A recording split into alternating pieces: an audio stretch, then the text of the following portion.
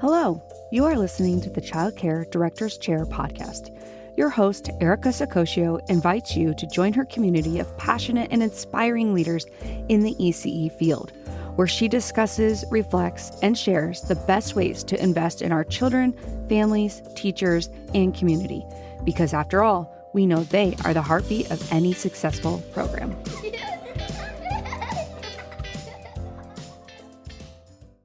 Hey guys, Erica Saccoccio here with the Childcare Director's Chair podcast. I've got a question for you. Have you ever tried decorating a classroom and realized your idea of being quote unquote creative is just rearranging the furniture? Well, don't worry. We've all been there. I know I certainly have. Creativity is just intelligence having fun.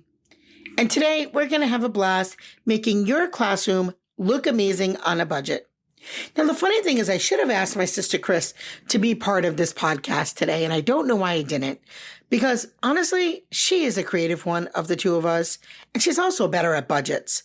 So a lot of the things I'm going to share with you today, I have learned from my program, from observation, because I also believe that we can observe and share. So the first thing I'm going to say is DIY decor magic. You can transform your classroom with DIY decorations using budget-friendly materials.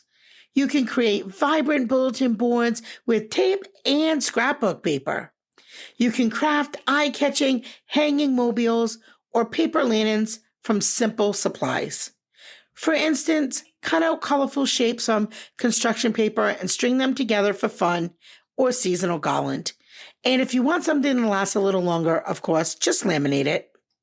You can gather materials, plan your design, and involve your staff and older students in the crafting process. You can also use a hot glue gun for easy assembly and durable assembly. Easy, easy, easy. Host a DIY decorating day with your team or community volunteers to spread out the work and bring fresh creativity. Again, I'm not the girl for that team. There's lots of things I'm good at, and that's probably not one of them.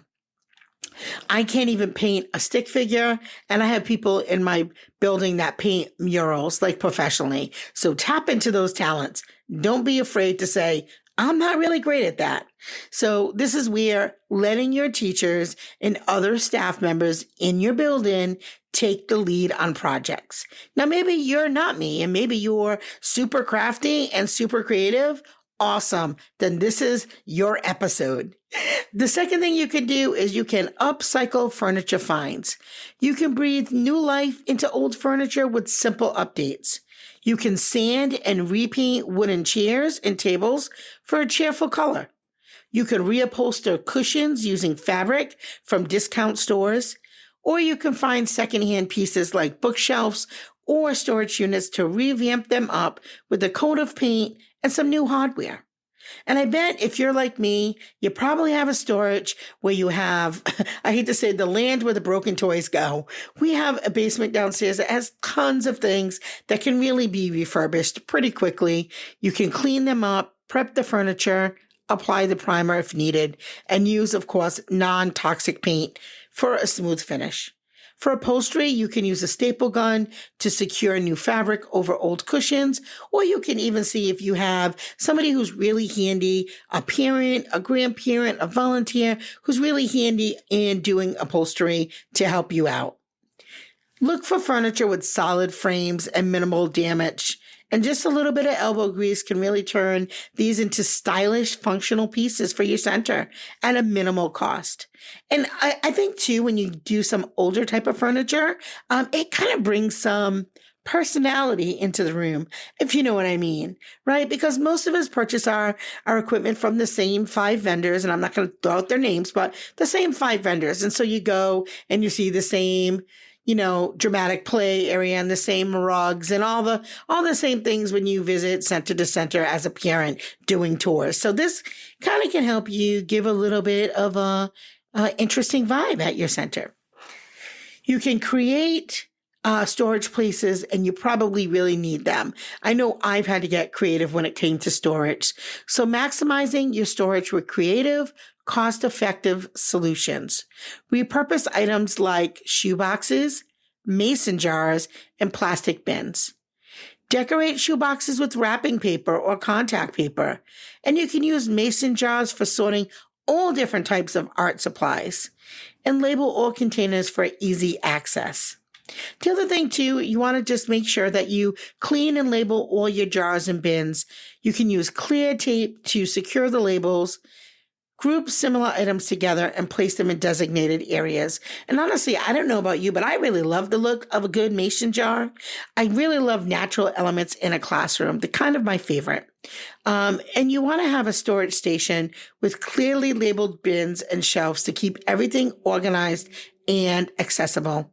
The worst thing is when you're looking for, fall decorations, because we're going into fall, and you go down into your basement or your storage area and you can't find anything. So making sure that everything is in a place where you can find it so that you're not buying things you already own.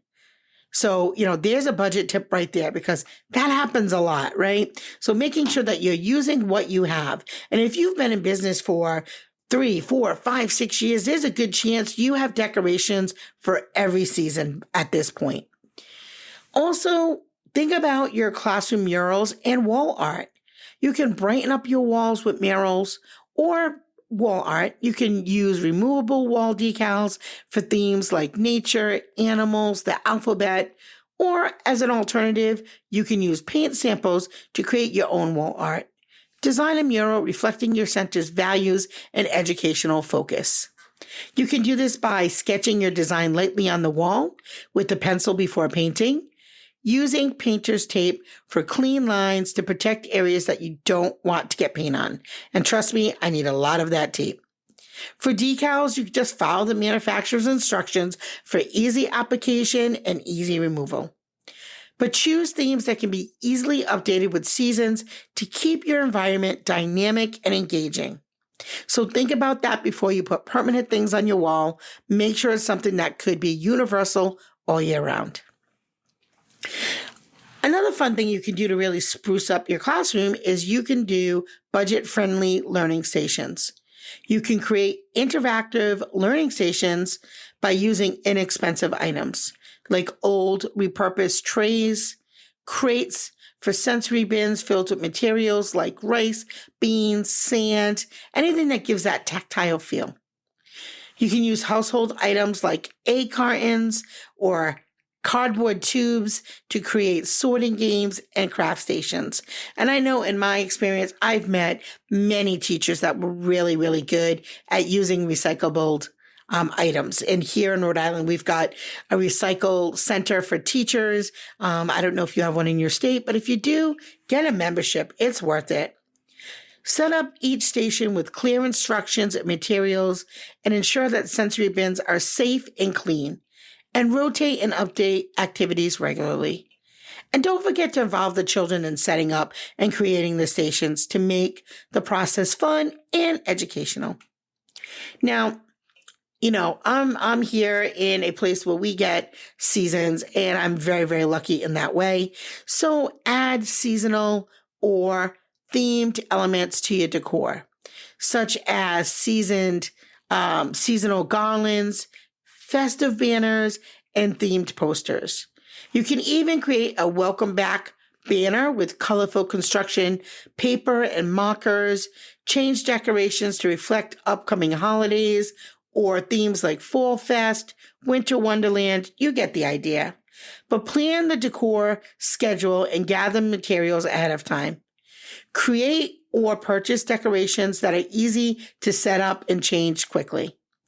And don't forget, involve your staff and students in the decoration process to foster a sense of community and excitement. They love to be part of that process. I know my school-age kids absolutely love when you treat them as though they have an impact in their classrooms, and they really should.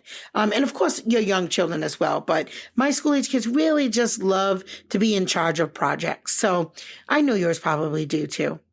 So I hope that you enjoyed these tips. And you can support our show by buying me a cup of tea. It'll help my vocal cords. It really does truly help support the show. So hit that support link. Your contribution helps us to continue to bring you valuable insights and practical advice. So as always, it's the little details that make a big impact on the success of your childcare business.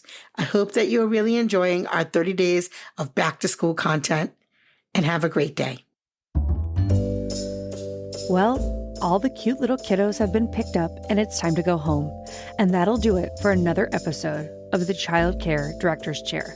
Please leave a review so Erica knows the information is helping you to manage and improve your childcare centers. Remember to subscribe to get the latest episode from Erica's Childcare Director's Chair.